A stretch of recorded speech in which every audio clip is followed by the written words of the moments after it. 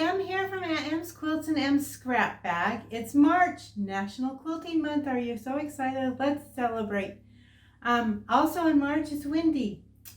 So, March winds, here we go. I'm showing you how to make these cute little pinwheels. Don't you love pinwheels? Aren't they so cute?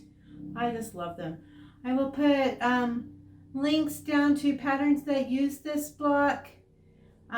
Thanks for watching my video. Remember to like and subscribe. All right, let's get started. To make a pinwheel block, you're going to need 4 half square triangles. I will put a card up above and a link down below to a method of doing this.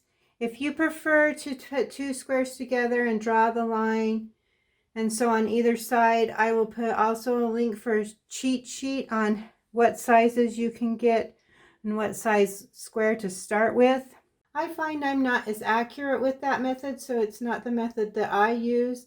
I will tend to cut mine either using a flying geese ruler and strips, or I use the go cutter. The go cutter cuts off all the dog ears, which is really great. I really love that. The half square triangle, or the flying geese ruler, allows me to cut squares and the triangles all from one strip, so it makes my cutting easier. You can choose whatever method you find that works best for you. And we're just going to arrange those into a pinwheel shape. And then we're going to flip right sides together. And we're going to sew 1/4 inch and 1/4 inch. Once you get those two sewn together, press toward your print, and that will enable you to butt the two together. And we're going to just put right sides together, and we're just going to butt our seams, and we're going to sew 1/4 inch along here.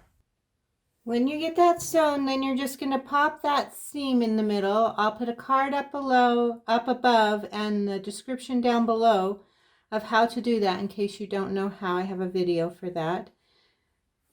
And then you end up with this cute little pinwheel. They're lots of fun. It's one of my favorite blocks. Thanks for watching my video. We'll see you next time. Bye.